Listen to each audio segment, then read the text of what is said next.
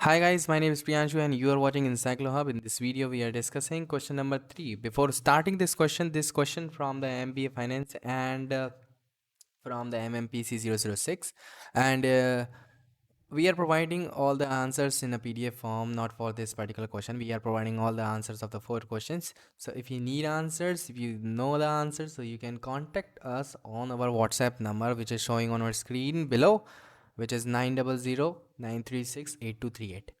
And if you need any other help related to this, if you want to any consulting services, so you can contact us without any hesitation. We can provide all the types of help regarding the course.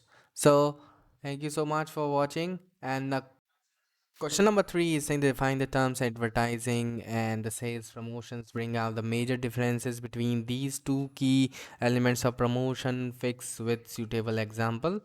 And the second one is explain the term distribution and distribution management. Discuss the various types of direct and indirect channels that you are familiar with. Examples. There are the 2 questions you can see. If you need answer of these questions, so you can contact us on our WhatsApp number.